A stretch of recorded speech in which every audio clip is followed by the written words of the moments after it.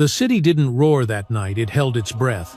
Ashwood's skyline shimmered like a lie told too many times, all glass and steel and shadows that knew where the bodies were buried. Behind one of those windows, a woman sat in silence, stripped of her badge, her freedom, and almost her name. But not her truth. Truth, she learned, doesn't need permission to survive. It waits, it watches, and sometimes it bites back. This is not just the story of a cop betrayed or a dog that wouldn't quit. It's the anatomy of a system so polished on the surface you'd never see the blood underneath unless you were meant to bleed. You're watching The Unmaking of Naomi Bell. Tell me, where are you watching from, and what time is it right now? It was just past midnight when Sergeant Naomi Bell pulled her cruiser to the side of a quiet, cracked sidewalk on the south edge of Ashwood County. The summer air still clung to the pavement with a kind of sticky weight, thick enough to taste, though the breeze carried a whisper of something cooler coming. Her partner, a sturdy Belgian Malinois named Shadow, sat alert in the passenger seat, ears, perked eyes scanning as if reading secrets in the shadows. Naomi sipped slowly from her thermos, the bitter coffee grounding her more than the caffeine ever could. She didn't need the jolt. Her instincts were sharper than they'd been in years, and tonight, something about the silence felt off. They had been patrolling the low-rise residential district for nearly 45 minutes, a cluster of streets that had once thrived, but now slumbered under layers of peeling paint and borrowed time. Most houses still had porch lights glowing like watchful eyes, but it wasn't safety they offered. It was resignation. Naomi knew this side of town too well to be fooled. Poverty didn't sleep, fear didn't rest. And trust, when it existed, was a fragile thing passed between neighbors like a secret no one wanted to say out loud. She adjusted the volume on the radio just as the dispatcher's voice crackled through sharp-clipped urgent. Unit 7-4. Possible 187 at 231 West Everline. Caller disconnected mid-report. No further details. Proceed with caution. Naomi exhaled once, not a sigh, just a shift of breath, then reached down to click the siren switch without flipping on the lights. "Let's go, Shadow," she murmured, not expecting a response but finding comfort in the dog's steady presence. His tail thumped once against the seat as if to say, "I'm ready." As they rolled up to the address, a 3-story Tudor-style home set apart from the others by its manicured hedges and wrought iron gate, Naomi felt the change in temperature, not in the air, but in her chest. Something clenched there, a silent warning pressing behind her ribs. The gate was open, the door was ajar, and the night, already too quiet, seemed to inhale and hold its breath. "Stay close," she said, stepping out and resting her hand on the holster at her hip. Not drawn, not yet, but ready. Shadow was already at her side, moving low, and alert, his body language shifting with practiced precision. The porch creaked beneath their weight as Naomi stepped up and nudged the door open with her elbow. It gave way without resistance. The smell hit first, something metallic and faintly sweet, the unmistakable scent of blood drying on luxury carpet. Naomi's boots moved soundlessly over the marble tiles, her flashlight sweeping wide arcs through the expansive foyer. No signs of forced entry, no broken glass. The alarm panel blinked steady green. "Hello, Ashwood PD. If someone's here, make yourself known." Her voice was steady low, the kind that made people want to believe her. But there was only silence. And then Shadow let out a low, barely there growl. The study was just off the main hallway behind double French doors with frosted glass. One of them was cracked open an inch. Naomi gave a subtle hand signal and Shadow went ahead, nose low, muscles tense. She followed a step behind. The first thing she saw was the body. Dean Whitmore slumped forward at his desk, one arm dangling off the side, his once pristine white shirt soaked through with a single bloom of red. His laptop glowed faintly beside him, the screensaver still dancing. No struggle, no disarray. One bullet clean to the head. Execution style. Naomi didn't move closer yet. Instead, she paused, letting her eyes scan the scene as her mind ticked through the list entry points, blood spatter, angle of fire. Something wasn't right. The position of the body, the absence of shell casings, the stillness, it all looked staged, like a photograph meant to tell a certain story. Shadow began sniffing along the baseboards, then paused near the far corner, nose pressed to a small scuff mark on the floor.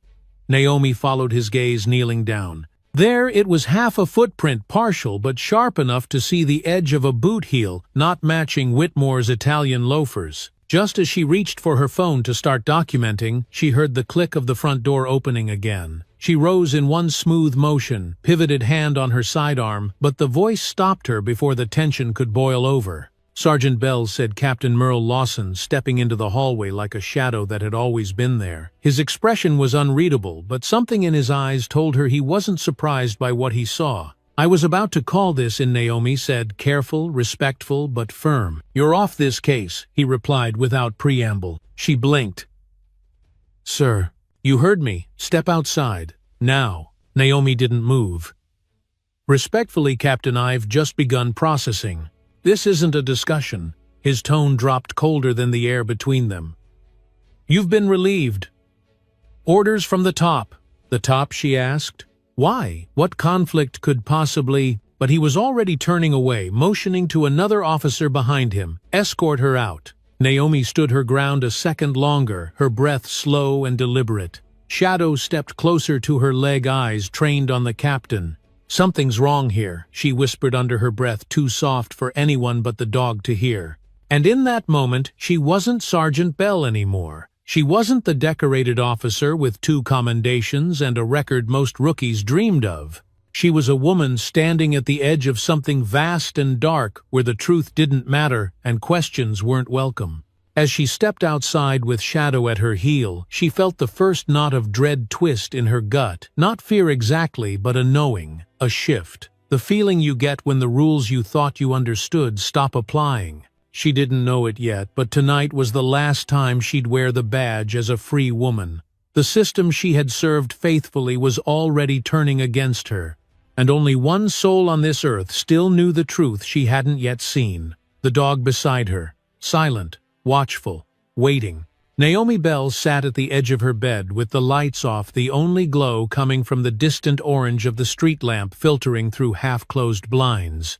The room around her was still, but her mind wasn't. Her thoughts moved like shadowy figures behind glass, just out of reach, but watching her back. Shadow lay curled at her feet, ears twitching in restless sleep, sensing the tension in the air without knowing its shape. Naomi held her phone in her hand, thumb hovering over the screen, reading the text she'd just sent to her old partner Marcus. "Something's not right. I'm being shut out. Did I miss something?" She didn't hit send yet. She stared at it, replaying every moment at the crime scene, every word from Lawson, every breath she'd taken since crossing that threshold into the dead man's study. She hadn't even taken off her uniform yet. The badge still hung heavy on her chest, the weight of it suddenly unfamiliar, as if it no longer belonged to her. The silence in her house was usually a comfort, a kind of peace she'd earned after years of chaos. But tonight, it felt like a countdown, like something was creeping through the walls, waiting to announce itself. Then came the sound, a hard knock. Not sharp, not urgent, but loud and deliberate, like someone wanted her to feel it in her spine. She rose slowly, motioned to Shadow to stay, and crossed the hardwood floor barefoot.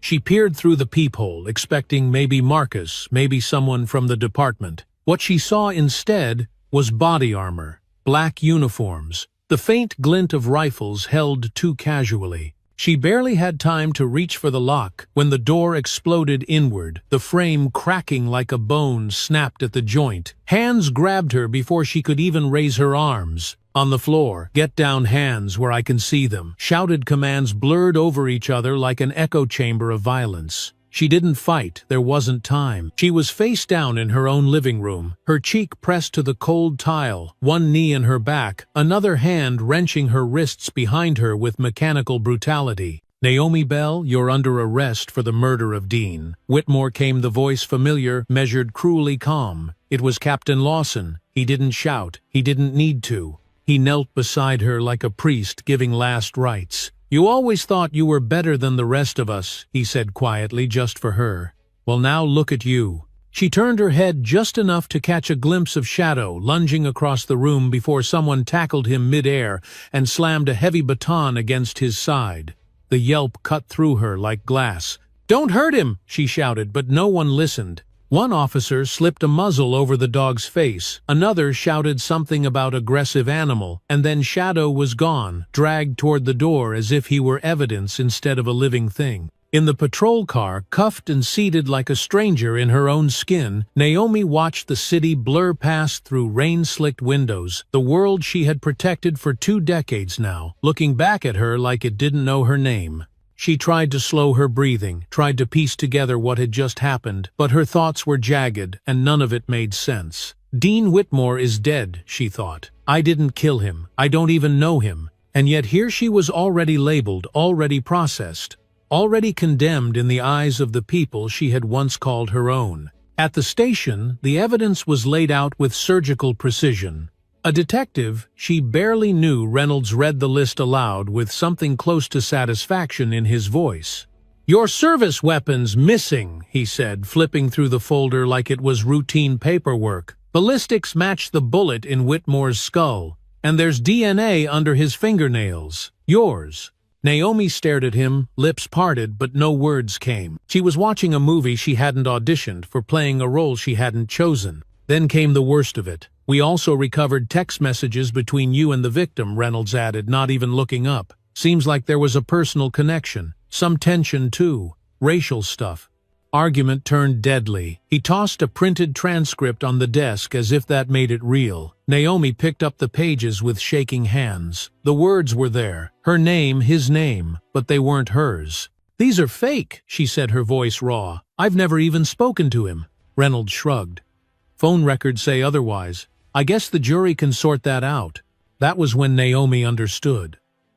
This wasn't about a mistake. This wasn't a misunderstanding. It was a setup, meticulous, intentional, and crafted by people who knew exactly how to bury someone like her. Someone who'd worked twice as hard to be taken half as seriously.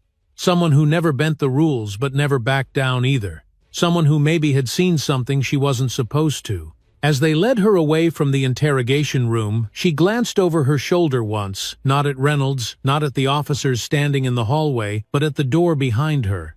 The door that had closed with a sound too final to ignore. And in that instant, Naomi Bell realized something deeper than fear, deeper even than betrayal. The people who had come for her weren't afraid of what she'd done. They were afraid of what she might still uncover, and they were willing to destroy her completely to keep it buried. The first thing Naomi noticed when they brought her into the holding block was the smell, not of blood or bleach, but something colder, something institutional, like metal and despair, mixed with overused fluorescent light.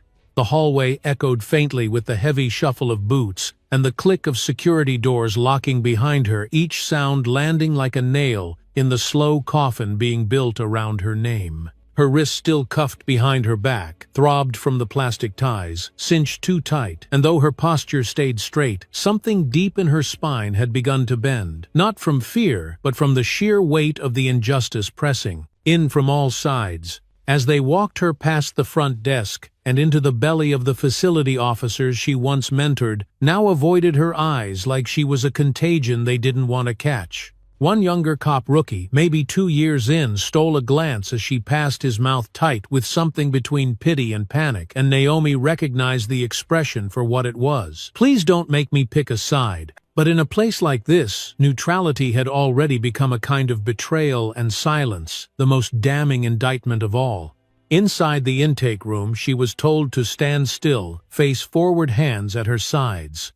The overhead lights hummed above her like a warning buzzing against her scalp, as if trying to burn out whatever thoughts remained that still believed in the system. The officer behind the desk never asked her any real questions. He just ticked boxes, clicked keys, and took her fingerprints like he was inventorying a busted piece of equipment that needed to be shelved until forgotten. When they took her mugshot, Naomi didn't blink. She looked straight into the lens, jaw-set gaze, steady, not because she was unafraid, but because she wanted that picture to show who she really was before they tried to erase it. She knew how these things worked. Once you were processed, once your name became a case number and your life got distilled into a series of bullet points in someone else's report, it didn't matter how clean your record was or how many lives you'd saved. People saw the photo, the charge, the story they'd already been fed, and that was all they needed to stop seeing a person. After processing, she was taken through a corridor painted the color of resignation and led to a holding cell with a flickering light and a metal bench bolted to the floor.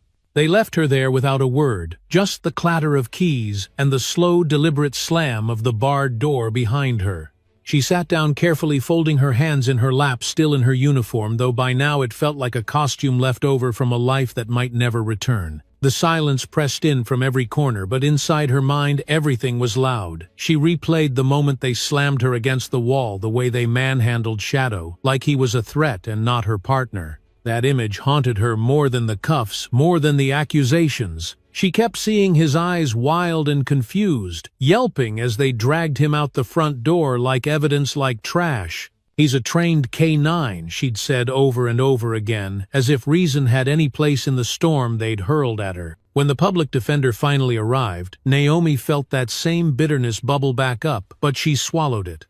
The man, a disheveled figure with bloodshot eyes and an overstuffed briefcase, introduced himself as Martin Grayley, and before he even sat down, she could see it in his posture. He didn't want this case. He was already gone, already somewhere safer in his mind, and everything he was about to say would be some version of, "Just take the deal." "We have to be realistic," he muttered, thumbing through the file like it offended him to touch it. "The evidence is substantial.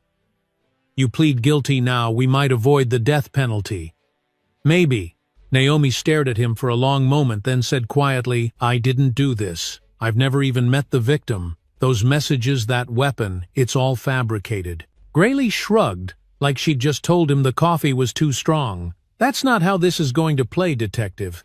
The DA has people lined up. The judge, not friendly. You push this too hard, and you'll be lucky if you ever see daylight again." His words didn't anger her, not in the way she thought they might. What she felt instead was the terrifying clarity of a woman realizing that the room she was in wasn't a temporary mistake. It was a design. It was a conclusion being wrapped around her like chains pulled taut by hands she couldn't yet see, but had always known were there. It was a system built to swallow people like her, slow and deliberate, and now it was her turn inside the machine. That night they didn't take her to protective custody like they were supposed to for law enforcement detainees. Instead, they placed her in general population, tucked in with the women whose trust she'd never asked for and whose anger she couldn't blame. The moment the heavy gate locked behind her, she felt every eye in the unit shift toward her like knives turning in their sheath. Whispers passed like smoke: cop, murder, death penalty. It didn't matter that she hadn't been convicted. She'd already been sentenced by rumor and uniform alone. As she lay on the top bunk of a rusted frame bed that creaked every time she shifted, Naomi stared at the ceiling, letting the ambient hum of voices and slamming doors become background noise. She thought of Shadow. She thought of her father's voice, reminding her that justice in this country didn't come without a fight. And she thought, maybe for the first time in her life, that this wasn't going to be a battle she could win with evidence or rank. This one would require something else, something deeper, something she hadn't yet named. But she would. She had to. The old city shelter sat on the edge of Ashwood's industrial district, tucked between a chain-link fence and a row of freight containers that hadn't moved in months. The air smelled like rust and wet concrete, and the only sounds were the low hum of the refrigeration unit near the back and the occasional bark from one of the cages inside. Walter Briggs had worked here for over 15 years, and though most people barely remembered his name, the dogs never forgot his voice. He walked slowly, deliberately, with a slight limp in his right knee from a fall years back. But there was something solid about him, like a man who'd spent a lifetime learning how to listen more than he spoke. He wasn't scheduled to work that night.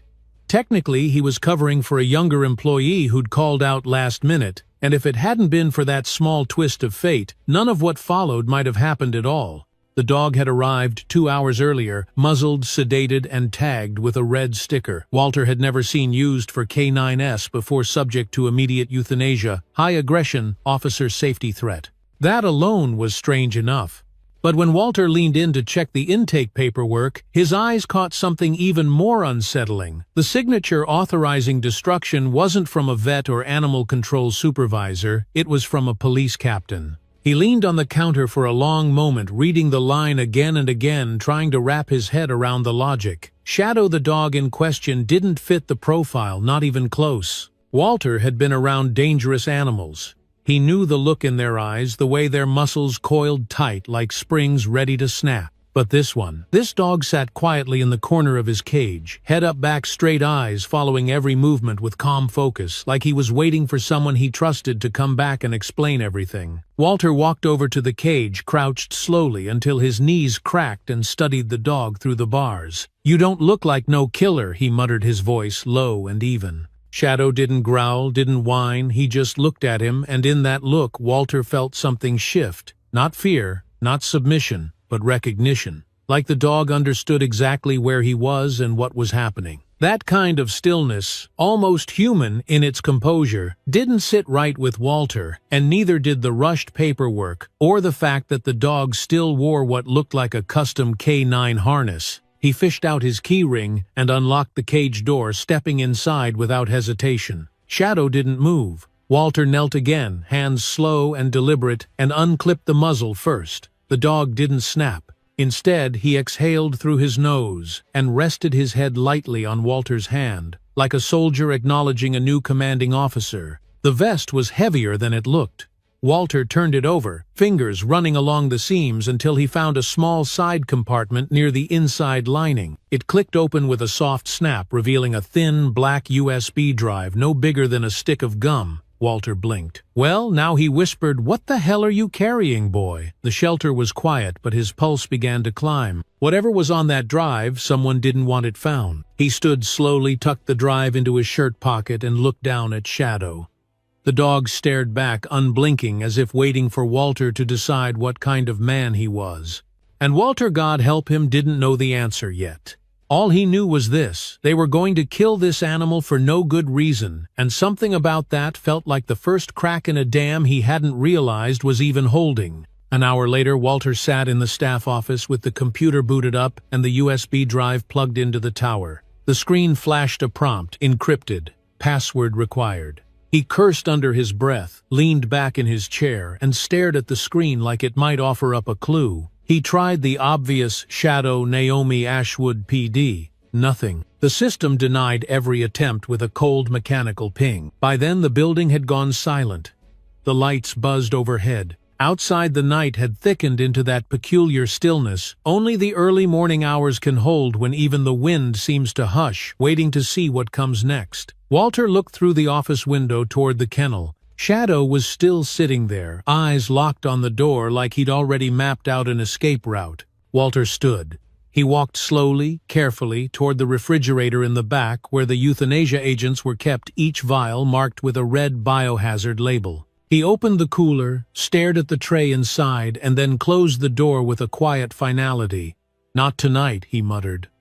"Not like this." He made his decision in that moment, not out of defiance, but something older, something rooted in the bones of a man who'd seen too much done wrong without speaking up. He sedated Shadow just enough to keep him calm, wrapped the dog in an old wool blanket, and carried him out the back door like he was sneaking a child out of a war zone. He didn't think about the cameras. He didn't think about the consequences. He just drove. Every red light felt like a spotlight. Every street corner felt watched. But somehow he made it home. He laid the dog on the floor of his living room, placed a bowl of water beside him, and pulled the curtains shut tight.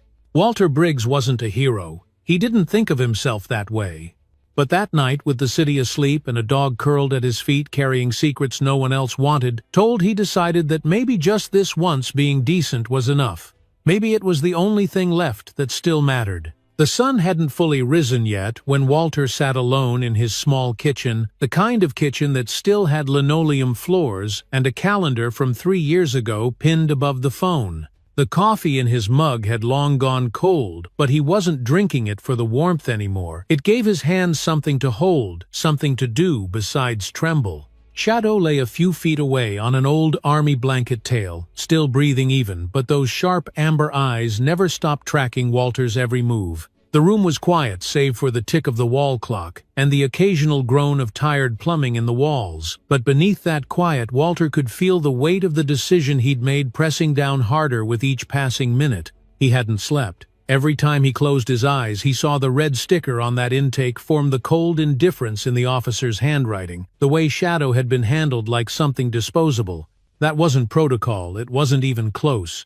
And now there was a USB drive in his possession that someone had tried very hard to make disappear. The screen of his computer glowed from the other room, waiting for a password. Neither of them knew, and it was that mystery more than anything that convinced Walter he couldn't keep this to himself. By 7, he was back on the road, Shadow riding in the passenger seat of his dusty pickup, sitting upright, as if he belonged there, ears twitching every time a siren sounded in the distance.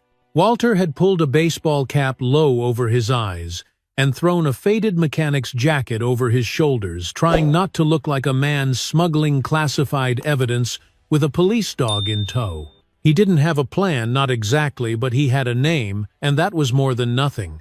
Danielle Cross was the kind of journalist people either hated or feared, depending on which side of the truth they were standing. She didn't work for a major paper anymore, not after her exposé on the Ashwood Redevelopment Committee had ruffled the wrong feathers. These days, she ran her own investigative blog from the back room of a bookstore downtown, but people still listened, especially when she wrote about things no one else dared touch. Walter had read her piece on the forced evictions last year, how city officials had quietly changed zoning laws to push low-income families out and funnel contracts to Whitmore's company. At the time, he'd thought it was sad but distant. Now it felt personal. He pulled into the alley behind the bookstore just after 8:15, his hands sweating against the wheel. "You stay here," he murmured to Shadow, who sat back obediently but didn't take his eyes off the building's rear entrance. Walter stepped out, adjusted his jacket, and walked to the door, with the sort of caution you use when carrying a truth you're not sure you should speak aloud. Danielle opened the door before he knocked. "You, Briggs?" she asked, one eyebrow raised dark circles under her eyes like she hadn't slept either. Walter nodded once and held up the USB. "It was in the dog's vest," he said quietly. "They tried to put him down without even running the usual checks, said he was dangerous." Danielle stepped aside to let him in, her posture suddenly more alert than tired. "Come in, and bring the dog. I don't trust this neighborhood before noon." Inside, the shop smelled like old paper and burnt coffee, the kind of place where every object had a story but only a few were ever told. Walter sat while she plugged the USB into her laptop, fingers flying across the keyboard as Shadow curled up beside his boots like he'd done it 100 times before. The screen flashed, the same password prompt he'd seen back at the shelter. "Encrypted," she muttered. "Of course it is."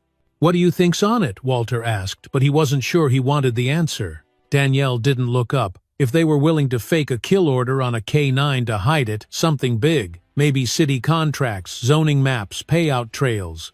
The kind of stuff that never sees daylight unless someone screws up or gets scared enough to run. Shadow let out a soft chuff, not a bark, just a breath that somehow sounded like agreement. Danielle paused, eyes shifting toward the dog. "He's different, isn't he?" Walter nodded slowly. "It's like he knows what we're saying. Like he remembers everything." They tried combinations, badge numbers, precinct codes, names from the intake logs, but the system refused them all. "This kind of encryption," she said eventually. "Someone built this to keep people like me out. But I know a guy. Former Cybercrimes Division. Quiet. Paranoid. Perfect." She reached for her phone and paused. "You sure you want to be in this, Briggs? Because once you're in, there's no stepping back." Walter glanced at Shadow, then back at her. "I already am." Outside, the city was starting to wake up, but inside that quiet bookstore, something else had stirred, something older than corruption and stronger than fear. It was the beginning of a truth, long buried, rising slowly through the cracks, left behind by careless men and broken systems. And in that moment, as the computer screen glowed softly in the corner and the dog stretched quietly by the door, Walter knew the hardest part wasn't what they'd find, it was what they'd do once they found it. Danielle didn't sleep that night, not because she wasn't tired, but because the silence around her felt too dense to trust, too loaded with consequence to ignore. The old bookstore hummed with the quiet of shut-down neon and sleeping city blocks, but behind the blackout curtains, her mind stayed sharp, wide awake, pacing through every possibility like a reporter chasing down ghosts. The USB still sat in the center of her desk like a fuse with no visible wire, and Shadow lay stretched along the hardwood floor beside it, his eyes half-lidded, but his body never fully at rest. Walter had gone home reluctantly, leaving behind the dog and a handwritten note with 2 phone numbers, one crossed out, one circled in red. He hadn't said much when he left, but his grip on her shoulder had lingered for just a second longer than necessary, as if to say, "Don't let this die here." By morning, the first rays of light cracked through the blinds like truth, seeping into places it hadn't touched in years. Danielle cracked her knuckles, stretched her neck, and hit send on an encrypted message to someone she hadn't spoken to in over a year.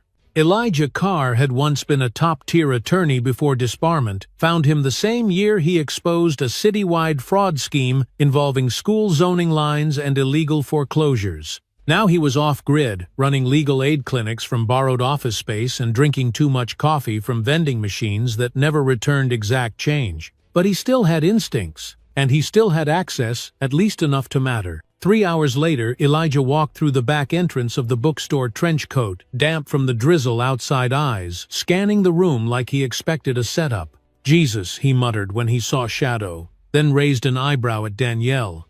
"So the rumors are true. That's Naomi Bell's dog." Danielle didn't respond right away. Instead, she handed him a flash drive and said, "This almost didn't make it out alive. I need you to help us break it." Elijah rolled his sleeves to the elbow, and plugged in the drive without asking another question. "If this blows my system, you're buying me a new one." "If this blows your system," Danielle replied, "we're all going to need more than new laptops." They worked in tandem fingers, flying windows, opening and closing passwords, tried and denied patterns, tested and reset. Shadow shifted only once, when Elijah cursed under his breath after tripping a lockout protocol, his tail thudding once against the bookshelf, as if offering some quiet reminder to stay calm. Finally, they cracked it, not all of it, but enough to see that the drive wasn't just holding files. It held a network. A map of property purchases across Ashwood timestamps linked to zoning changes and GPS data connected to unlisted city council sessions. But more damning were the scanned documents Danielle found in a hidden folder labeled REI. Phase 3, a blueprint for a redevelopment plan set to displace 5 historically black neighborhoods under the guise of public safety improvements. Elijah leaned back, rubbing his face with both hands, voice low and tired. "They've been laundering land through shell companies. One of them links back to Harrington, another to Whitmore, and 2 more have direct ties to Ellerby." Danielle's eyes narrowed. "You're sure?" he nodded. "I've seen this playbook before. Strip value through code enforcement. Push families out. Flip the land. Rezone. Develop. Profit. But this one's deeper. This one's got police signatures on the warrants." Danielle stood by the window, arms crossed, watching rain streak against the glass in thin, erratic lines. "They framed her," she said softly. "They needed her gone before she figured this out. Before she got loud." Elijah nodded again, slower this time. "Naomi wasn't just looking. She was building a case. That's what this is." She collected it quietly, probably didn't even tell her partner. He paused, glancing down at the dog. But she trusted him. Shadow lifted his head as if he knew they were talking about him. His ears perked slightly, eyes locked onto Elijah with a steady gaze that felt unsettlingly human. "We can't keep him here, Danielle," said her voice lower, now aware of the weight of their next decision. "If they come looking, they'll shoot first and call it a public safety response." Elijah nodded, once pulling out a burner phone from his coat pocket. "I know a place upstate." Couple of old clients turned activists. Off the grid, no cell signal. They'll keep him safe. Danielle looked back at the laptop screen where red pins marked entire blocks scheduled for emergency acquisition. Her breath caught in her chest, not from fear, but from the sick certainty that they weren't just uncovering a conspiracy, they were racing against a clock that had already started ticking. "We have to tell people," she said. "We can't wait for the courts. By the time we file anything, those neighborhoods will be flattened." Elijah looked up at her with the exhaustion of someone who had tried the legal route too many times and found it wanting. "You want the truth out?" he asked. "You better be ready to bleed for it." Outside, the rain kept falling steady now, washing the grime from the city in slow, uneven streaks. But inside that dusty, forgotten bookstore, something had shifted, a line had been crossed, a wall had cracked, and for the first time in a very long time, Danielle felt like she wasn't chasing ghosts anymore. She was chasing men. Men who thought they could hide behind paperwork and procedure. Men who thought a badge was a shield for anything. And she wasn't alone. She looked down at Shadow, who now stood by the door, tense, alert, waiting. Whatever he had seen, whatever he had carried out of that house the night Naomi was taken, he hadn't let it go. Neither would she. The prison air always smelled the same antiseptic, damp concrete, and something faintly metallic that clung to the skin like regret. Naomi Bell sat on the edge of a bolted steel bench in the corner of her new cell, her body bruised from the last shoving match in the corridor, her breath steady only because she willed it so. The cinder block walls didn't echo, but somehow every word, every footstep seemed to carry farther than it should, like this place had learned to listen long ago. Her uniform had been swapped for faded orange, her name replaced by a number, and yet even stripped of everything she still walked like a cop, even if it made her a target. There were two women to her left playing cards and watching her through glances that said more than words ever could. Naomi didn't engage. She had learned quickly that in here, silence was armor, and small movements were safer than big ones. But she also knew that she couldn't stay invisible forever. General population wasn't supposed to be her placement, not for a former officer, not even for someone awaiting trial, and yet here she was, thrown to the wolves as if someone wanted her gone before paperwork could catch up. That afternoon during laundry duty, a woman approached her while sorting a bin of worn-out towels, her voice low but firm. "They say you used to be on the outside," she said, not asking so much as stating a fact that dared Naomi to correct her. Naomi looked up slowly, scanning her posture, cautious but not afraid, and nodded once. "And they say you're not like the rest." That true Naomi didn't answer immediately. She watched the woman's hands, no weapon, just calloused fingers worn by time and labor. "Depends who's asking," she finally replied. The woman stuck out a hand. Carmela Jenkins. "I used to be president of the Riverside District Neighborhood Board. Until I got locked up for embezzlement, I never touched." Naomi accepted the handshake, brief and firm, and something passed between them, an unspoken agreement, born from the mutual recognition of someone who knew what it felt like to be intentionally erased. Carmela glanced around the laundry room, lowered her voice again. "They came after me when I blocked that rezoning vote. Didn't even see it coming." Later that night, back in the cell block, Naomi sat in the rec area during the brief window. They were allowed to read or pace or pretend the world beyond the fences still existed. A manila folder, half torn and weathered from years of hands, sat open on her lap, but her eyes kept drifting across the room to another woman late 40s, maybe early 50s, pacing in slow, calculated circles with a limp that looked half real, half defense mechanism. Naomi recognized her immediately from the articles she'd read back when she was still wearing a badge. Sarah Thompson, former housing rights attorney, sentenced on wire fraud that had never quite held up under public scrutiny. Naomi waited until Sarah sat down before making her way across the room, slow enough, not to alarm anyone watching, but steady enough to show she wasn't afraid. "You're Thompson, right?" Sarah looked up without smiling, her voice dry. "Used to be. Who's asking now?" Naomi sat across from her, arms on the table, not too close. "Naomi Bell. They said I killed someone I'd never even met, and I think you know exactly what that feels like." The conversation unfolded slowly, with careful truths exchanged like currency. Sarah had filed class action suits against predatory developers across Ashwood and neighboring counties, exposing banks that preyed on elderly homeowners and city officials who played both sides of every deal. "The threats started small," she said, her voice dropping as she leaned in. "Then came the audit, the charges. They took everything and they made it look legal." Naomi nodded slowly, feeling the shape of her own story folding into theirs like a perfect match. "They framed me," she said. "And if I don't find a way to prove it soon, I'm not walking out of here alive."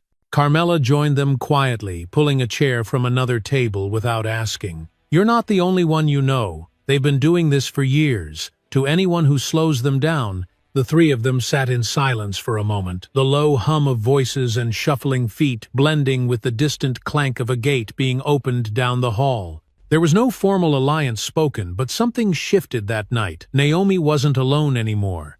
She was part of something bigger than herself, something buried so deep in the system that it could only be pulled out by the hands of those it tried hardest to crush. That night she lay in bed staring at the ceiling through the shadows cast by the corridor light. She thought of the drive of shadow of Walter and Danielle, and the world still moving without her. And she thought of the way Sarah had spoken not with desperation but with memory, like someone who had survived the fire and knew where the matches had been hidden. Naomi wasn't just fighting to clear her name anymore. She was fighting for all the voices buried under forged signatures and rubber-stamped convictions. And for the first time since her arrest, she felt something stir beneath the exhaustion and the ache of every bruised joint. It wasn't hope exactly, it was resolve. The kind that didn't flinch when the lights went out, because it already knew where to walk in the dark. The rain had finally stopped sometime before dawn, but the streets of Ashwood were still slick, with the residue of a long night glistening in the dull light of a sky that hadn't quite decided whether to brighten or retreat. Danielle stood under the awning of a boarded-up coffee shop, hands in her coat pockets, eyes scanning the street, like she expected it to look different after everything they'd learned. Shadow sat beside her, alert but calm, the leash resting loose in her hand, not because she didn't need to hold him but because he never pulled. He simply waited, as if he understood this wasn't about movement but timing. Across the street, Elijah emerged from an alley carrying a weathered messenger bag that looked too thin to hold anything useful, but she knew better now. He crossed with quick, careful steps, his eyes darting behind him the way someone moves when they've spent a long time trusting nothing but instinct. "We've got something," he said without preamble, handing her a folded piece of paper, handwritten in blocky, rushed script. She wrote this last night, smuggled it out through a kitchen porter with a sick niece in Riverside. Danielle unfolded the page, feeling the words before she read them, as though Naomi's voice had been pressed into the ink like a fingerprint. "They know I'm asking questions. Someone in here is watching me, maybe more than one. I need to get word to Eleanor Washington. She'll know where to look. Tell her the papers I gave her after the Harrington bust. Check the attic floorboards east side. It's all there." Danielle looked up, her breath forming a small cloud in the cold. "She knew it would come to this," she said quietly. Elijah nodded. "She's always known. That's what made her dangerous to them." He paused, glancing down at Shadow, who had begun sniffing the air, ears twitching toward the north. "And that one," he added, "he hasn't stopped trying to lead us somewhere." They arrived at Eleanor's house just after 7, the old woman already waiting on the porch with a cardigan wrapped tight over her shoulders, her eyes sharp despite the early hour. "I figured it wouldn't be long," she said, waving them in without ceremony. The house smelled like lavender and mothballs, but underneath that something else like history hanging in the drywall, quiet and watchful. "She said you'd come," Eleanor said, leading them through a narrow hallway lined with family photos and framed protest placards from another era. Naomi never trusted technology to hold what mattered most. They climbed the attic stairs slowly, boards creaking underfoot, dust swirling in the narrow shaft of light filtering through a cracked vent. At the far side, where the floor dipped slightly and the insulation pulled away from the frame, Shadow stopped, pawing twice at a loose panel with the precision of a trained sentinel. Danielle knelt, pried it back with trembling fingers, and reached into the space beyond. What came out was a bundle of manila folders tied together with string, worn yellowed at the edges but dry and intact. Elijah opened the top one, flipping through photographs of zoning maps, city council memos, and transcripts of closed-door meetings that no one outside those rooms was ever supposed to hear. "These are minutes," he whispered, "official minutes from sessions that don't exist on record. This one has Ellerby's signature, and here, look at this. Palmer signed off on the acquisitions 2 weeks before they even filed the seizure notices." Danielle sat back, her knees giving slightly beneath the weight of it all, not just the evidence but what it meant. "They orchestrated this from the beginning," she said, and Naomi got close enough to see the wiring. Elijah didn't speak, but the look he gave her said everything. They're not just guilty, they're organized, and they're scared. Back downstairs, Eleanor brewed a pot of strong black tea, her hands steady as she poured, though her voice carried a tremor that hadn't been there before. She trusted me with those papers after that warehouse raid. Said she didn't know what it meant yet, but it felt wrong, too clean, too quick. Said if anything happened to her, someone would come looking. She sipped, then looked them each in the eye. I didn't think it would take this long. Outside, the wind had picked up again, rattling the porch swing and tossing dried leaves across the sidewalk. Shadow stood at the door, his body still ears forward, eyes locked on the horizon, as if the next clue was waiting just beyond sight. Danielle came to stand beside him, hand resting on his back. "We follow him," she said. "Wherever he leads." Elijah stepped up behind them, pulling out a flash drive from his coat pocket, the files from Naomi's hidden stash already scanned and duplicated. "We'll need help," he said, "more than we've got. We're going to have to move faster than the system can respond." Danielle nodded. "Then we'd better start now." And with that, they stepped out into the morning light, 3 people and a dog walking into a storm, built by power and silence, ready to tear down whatever had been hiding behind Ashwood's polished city council smile. What Naomi had uncovered wasn't just a trail of paperwork or a crooked deal or a few bad apples. It was a machine carefully greased, hidden in plain sight, feeding on neighborhoods that didn't have lawyers or headlines or the right last names. And now, for the first time, it had a crack in its armor. And a dog who wouldn't stop digging. The courtroom was colder than Naomi remembered, not from the temperature, but from the air itself. Thin, stiff, stripped of warmth, like it had been trained to keep emotion out. The bench where she sat was hard, too polished, like everything else in that space had been designed to shine just enough to distract from the cracks. The jurors filed in quietly, avoiding her eyes, though a few stole glances when they thought she wasn't looking, trying to square the woman in front of them with the story they'd already been fed. Naomi didn't flinch. She sat upright, shoulders, square hands resting in her lap, fingers calm only because she forced them to be. Beside her, Martin Grayley leafed through his notes with the enthusiasm of a man reviewing grocery receipts, barely glancing up as the prosecution prepared to call its next witness. Naomi knew the performance by now, the flat tone, the confident strides, the evidence lined up like bricks in a wall meant to keep her buried. But what gnawed at her most wasn't their presentation. It was how little anyone seemed interested in asking why the evidence felt too clean, too convenient, too fast. It all fit too well. That's what scared her. The Judge Wilson watched the room with a gaze that skimmed over her like she was furniture, and when he spoke, it was with the cadence of a man reciting lines written weeks ago. "Miss Bell," he said, "you will remain silent unless addressed directly by counsel." Naomi looked at him, once held the stare for 2 seconds too long, then looked away. She had learned the rules here. She just wasn't playing by them anymore, not inside. That afternoon, the forensics technician stepped into the box with neat posture and a practiced voice laying out his findings like a recipe: gunshot residue on Naomi's uniform, fingerprints on the alleged weapon, DNA under the victim's fingernails. It all sounded definitive, unshakable, until he reached the part about the security footage the moment Naomi knew had been altered, re-edited, spliced into a timeline that didn't match anything real. She shifted in her seat, leaned toward Grayley, whispered, "Ask about the timestamp discrepancy." The file was edited. Grayley didn't respond. He simply scratched something meaningless onto his legal pad and kept his eyes on the floor. Naomi felt the silence deepen like a sinkhole beneath her feet. She turned slightly, looked toward the jury, then at the judge. "Your Honor," she said, standing before anyone could stop her. Her voice clear, but controlled. "My attorney is deliberately refusing to challenge manipulated evidence. I need to address this court." The courtroom stirred a few gasps, the bailiff shifting in place, the judge's gavel striking once hard. "You're out of line, Miss Bell," Wilson barked, but she didn't sit. "You have evidence that's been altered," she said, "and a defense attorney refusing to defend. That's not due process. That's sabotage." The judge glared red, creeping into his face like a tide voice rising with each word.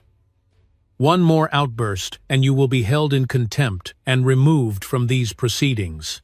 Naomi held her ground for a breath longer, then exhaled slowly and returned to her seat. The message was sent, not to the judge, not to Grayley.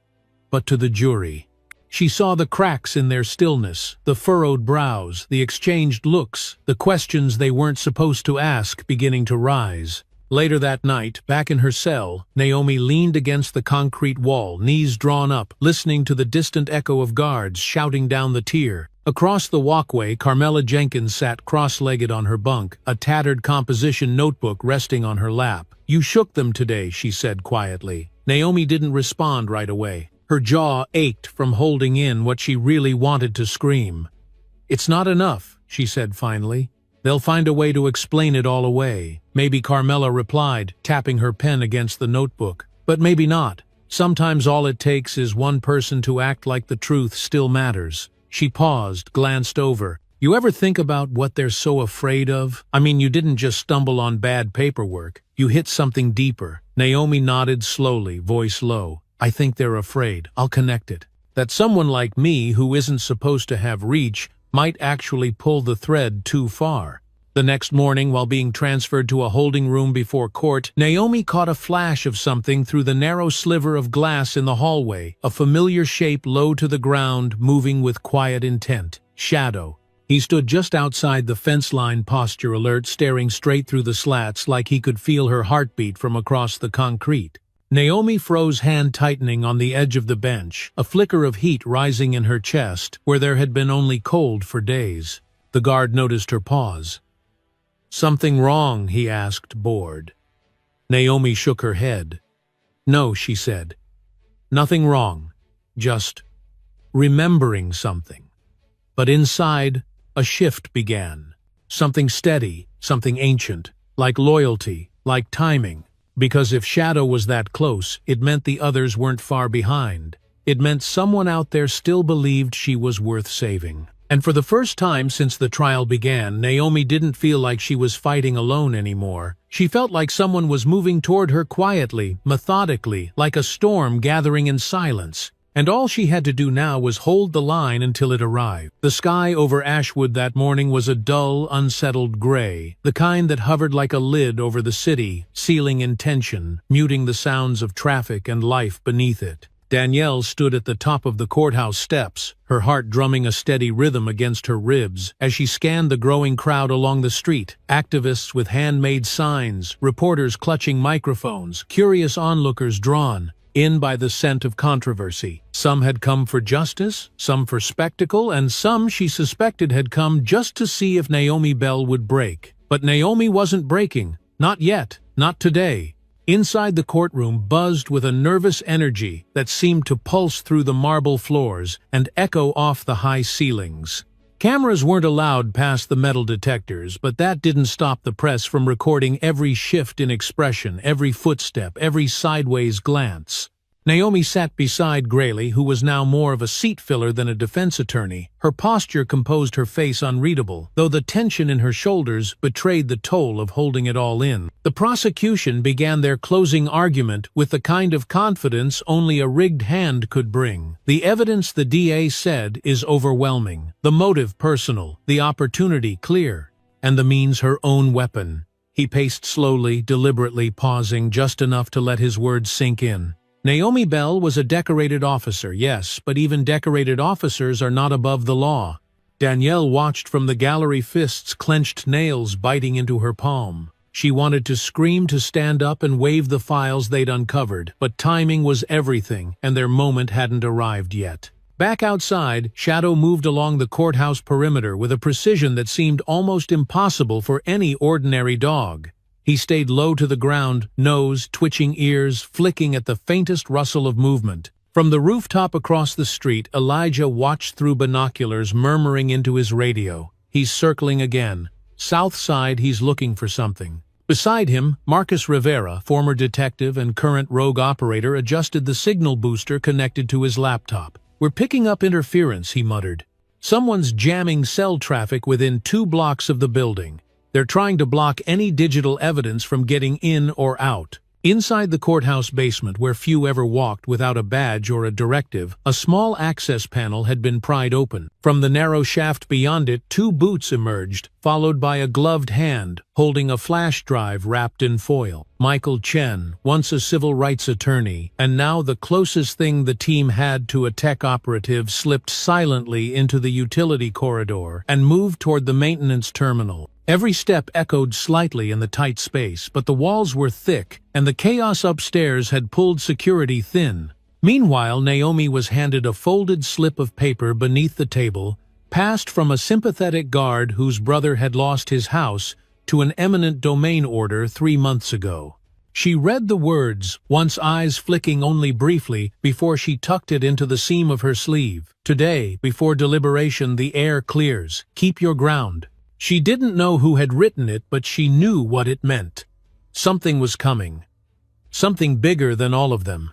At exactly 2:17 p.m., a fire alarm blared through the building, not the kind that screamed emergency, but the low mechanical tone of a scheduled systems check. Except it wasn't scheduled. Marcus had overridden the sequence, giving Michael a 90-second window to bypass courthouse encryption and upload the evidence files directly into the clerk's registry. Simultaneously, Lucia, now in hiding but still wired into the precinct's internal network, activated a dormant media server left over from a public safety campaign 3 years ago. Within moments, files began to broadcast. Not just one or two, all of them. Surveillance video showing Sullivan entering the victim's apartment at the exact time Naomi was supposedly pulling the trigger. Bank statements linking Whitmore's development firm to payouts received by Judge Wilson's nephew's construction company. Audio clips of Commissioner Palmer referring to the Westwood neighborhoods as unsalvageable zones better served by redevelopment.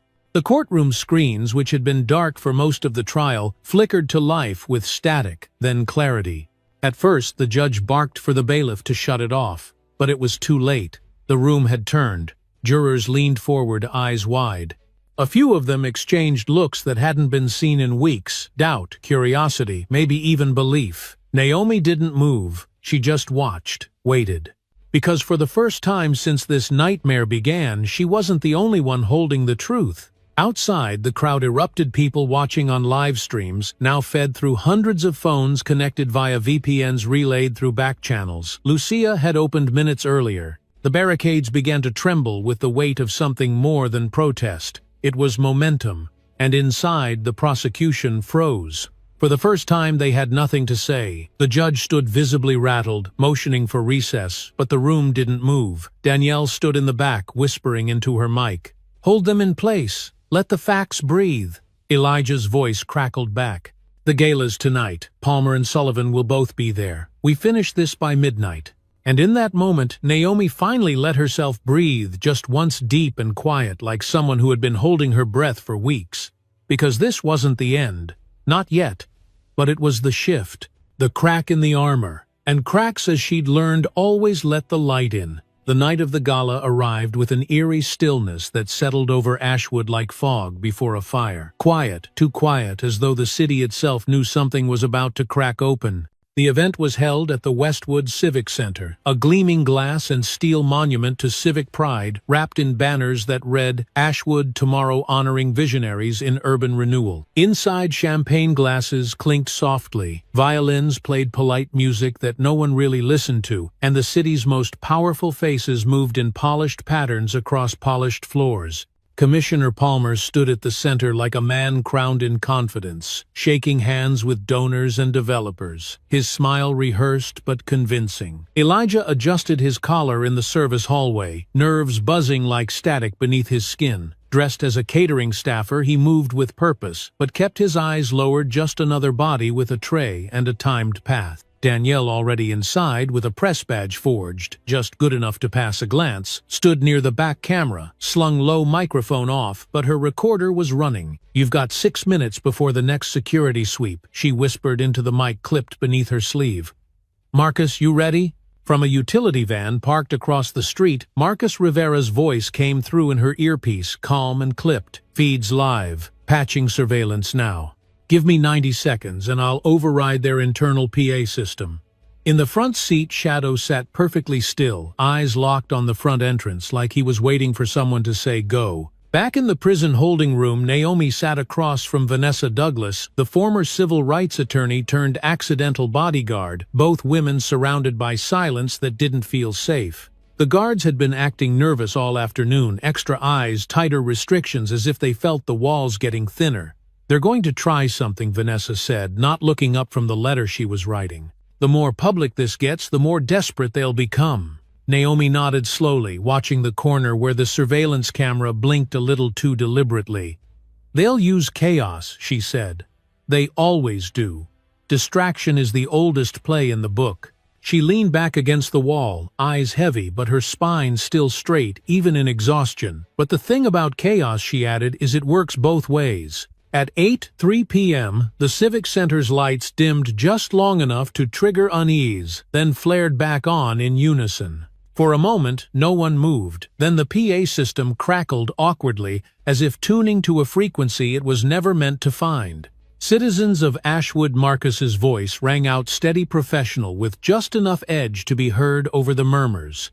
"We interrupt tonight's celebration to share the truth behind this vision of renewal." And then the screens lit up, wall-mounted displays, projection walls, even the scrolling banners above the bar, all hijacked to play a carefully edited sequence of files. Naomi's voice during her investigation, images of eviction notices stamped with fake court orders, maps of neighborhoods stripped block by block, and then the surveillance footage. Sullivan at the murder scene, Palmer signing off on funding linked to shell companies, Judge Wilson at the table with developers. Gasps broke out. Someone dropped a glass. A few began to shout, first in confusion, then in recognition. And Palmer, for the first time that evening, stopped smiling. He moved fast, whispering something to a uniformed officer, stationed by the exit, who nodded and reached for his radio. But by then, Lucia had already looped their internal comms into static. "You're locked out," she said into her own mic from the basement of an adjacent office building. "Don't bother running." Elijah moved through the crowd now with more confidence, holding a small hard drive in one hand and a legal envelope in the other. He found Danielle by the press row and handed it over without a word.